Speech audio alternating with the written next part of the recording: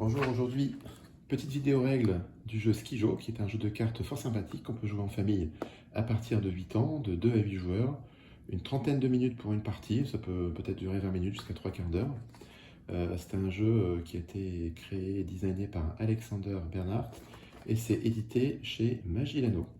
Alors bon, c'est un jeu de cartes avec des cartes classiques, donc une petite boîte avec la règle du jeu qui est en plusieurs langues. Des cartes d'assez bonne qualité qui sont quand même relativement fines finalement. À l'usage, en fait, elles peuvent se tordre facilement. C'est pas des cartes finalement très solides, mais qui sont suffisantes pour jouer. Et donc, c'est un jeu un petit peu de hasard et de stratégie, où il faut savoir également compter. Alors, le but du jeu est très simple. On a différentes cartes en fait qui sont numérotées. Donc les cartes 4, 2, on a des cartes rouges qui sont des cartes plus élevées, et des cartes bleues qui sont des cartes négatives en fait, qui vont permettre de rattraper, de gagner des points, et la carte 0. Le principe du jeu, c'est d'étaler des cartes devant soi, et quand la partie se termine, celui qui a le plus petit total de cartes, le plus petite somme de cartes, a gagné la partie. Par exemple, quelqu'un qui se retrouve avec 6 points, et l'autre joueur 10 points, c'est celui qui a 6 points qui a gagné. Alors, pour débuter, on distribue 12 cartes à chacun, et les joueurs positionnent leurs cartes sur 3 rangées de 4 cartes, de cette manière-là. On va simuler une partie avec 2 joueurs, ce qui sera amplement suffisant pour comprendre les mécanismes du jeu. Donc ici, on a un autre joueur qui fait la même chose. Peu importe ici la distribution des cartes, si on n'a pas mélangé le jeu, c'est pas ce qui est important. Ce qui est important, c'est vraiment de comprendre le mécanisme du jeu. Ensuite, une fois que les cartes sont distribuées, eh bien, on n'a plus qu'à repositionner le talon au milieu. On retourne la première carte qui est visible de tout le monde et chaque joueur décide au hasard de retourner 2 cartes de son jeu. Alors ça n'a pas d'importance, on va prendre par exemple ici celle-ci et celle-ci. L'autre joueur va choisir de mettre celle-là et celle-là. On fait le total. Ici nous avons 9 plus 6 égale 15. Là-bas 16 points, c'est le joueur qui a le plus de points qui commence. Et à chaque tour de jeu, en fait, le mécanisme sera le même. Une fois que l'on joue, on peut choisir soit de prendre la carte qui est visible sur le talon et de l'échanger avec une de ces cartes, par exemple celle-ci, et la carte qui a été échangée, on la repositionne. Le joueur qui est suivant peut choisir de prendre la carte qui est visible. Si elle ne lui convient pas, il va choisir de piocher une nouvelle carte, et là, de deux choses une, soit il la conserve, et il va pouvoir l'échanger avec une de ces cartes, qui peut être tout à fait une carte visible. L'autre joueur va jouer, et quand on pioche, en fait, on peut également choisir de ne pas garder la carte, de s'en défausser.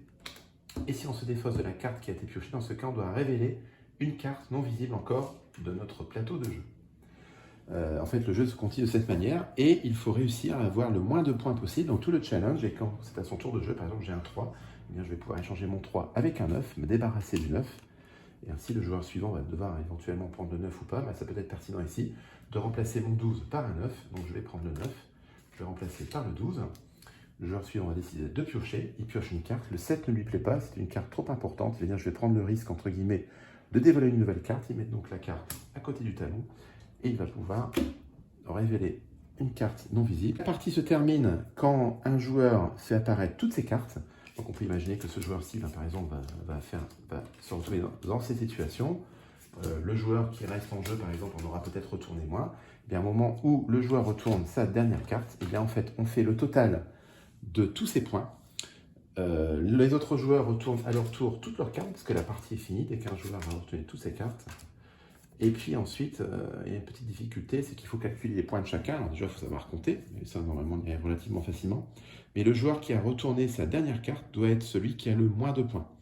S'il n'a pas le moins de points, eh bien, en fait, il va doubler ses points. Alors là, je ne vais pas faire le calcul, je vous laisserai le faire et me le mettre en commentaire si vous voulez. Admettons que ce joueur avait découvert 14 points et que lui en avait par exemple 8. Eh bien, comme celui qui a découvert sa dernière carte n'a pas le plus petit nombre de points, eh bien, il va devoir doubler, donc il marquera 28 points. Et la partie se termine dès qu'un joueur arrive à 100 points, et celui qui gagne est celui qui a le moins de points. Donc en fait, simplement, le but du jeu, c'est de découvrir ses cartes et de réduire son score pour atteindre un score le plus petit possible, en jouant aussi avec des cartes négatives. Donc par exemple, vous avez la carte -2, et bien cette carte va soustraire 2 à votre total, la carte 0 ne compte pas, et donc tout le but du jeu va être de se débarrasser de ces gros numéros et de les remplacer par des plus petits numéros. Ensuite, il y a une dernière règle qu'il faut prendre en compte, c'est que si vous faites apparaître une colonne qui comporte tous les mêmes numéros, par exemple, on peut imaginer ici qu'à un moment donné, eh bien, en fait, je pioche un 9, eh bien, si je fais une colonne complète avec les mêmes numéros, eh bien, je peux me séparer de cette colonne et la mettre sur la pioche. et ben, du coup, ça peut être très intéressant parce qu'on perd des points et donc on devient avec un score qui est plus intéressant. Portez-vous bien, c'est le principal. Le café des jeux ne va pas avoir lieu avant un certain temps, puisque avec le confinement qui a été annoncé récemment, eh bien, en fait, on va rester chez soi. Mais pour autant, on continuera à garder contact avec ces règles. Et puis, si vous avez envie, comme je l'expliquais, de découvrir un nouveau jeu, ben, n'hésitez pas à nous en faire part. À très bientôt, portez-vous bien.